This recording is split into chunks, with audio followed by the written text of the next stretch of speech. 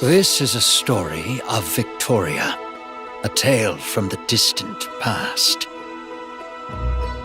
An era when spring remained, an age before stone castles.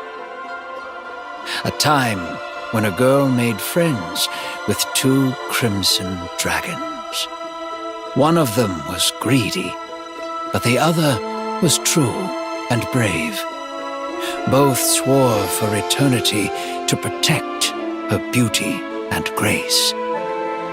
Everywhere they went, the girl would find and take the most beautiful flower growing in that place.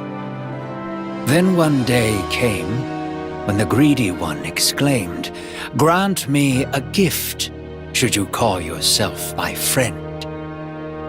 With honey-eyed tongue it begged the girl to braid a wreath with the flowers she had gathered, and the girl gladly agreed. With deft hands she wove a beauteous floral garland and placed it around the head of the greedy red dragon. Yet the dragon of courage said, "No boon for me, no gift do I need. Our journey is incomplete, and there's much for us to see." And thus it departed alone, and flew to the mountains beyond, where it created Terra, a kingdom to call its own. The flowers that thrive here grow in no other land. The domain was deemed perfect to adorn the girl's fine hand. The wind told the greedy one of its kin's great findings. Speedily it flew towards Terra with the girl upon its wings. And the greedy drake was awed, dazzled by the native bloom. "Resplendent shall be our crown when we take that flower from you." The good drake was speechless as greed pressed the demand. There was nothing left of spring but the blossom of its own land.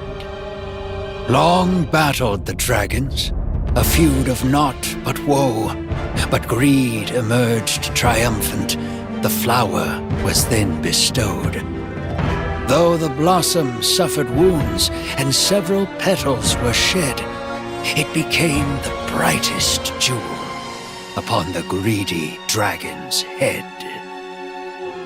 The girl secretly wept, watching her friends fight and bleed. Then a lion snuck to her, giving whispers that soothed her grief. And the lion told the girl that it had a very large pride, who would swear to protect her and vow to stay by her side. So the girl forgot her sorrows and played with newfound friends, and no longer yearned for the drake who dwelt in distant lands. But the Draken War barely ended when the lion pushed its claim. It seized the girl and roared, "Put the crown upon my mane!" The good drake had not healed, but valiantly it challenged the threat. Not for the crown it fought and killed, but the oaths it swore to kept. But the pride was ready for war and spilled the dragon's blood. It drenched the fertile earth and turned it to barren mud. The people grew cold and starved now that winter has arrived. They remain cowed and silent, though a question lingered in mind.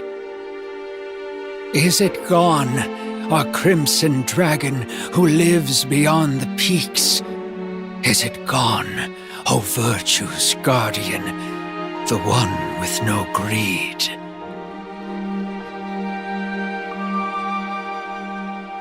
Are you listening, Lakshini?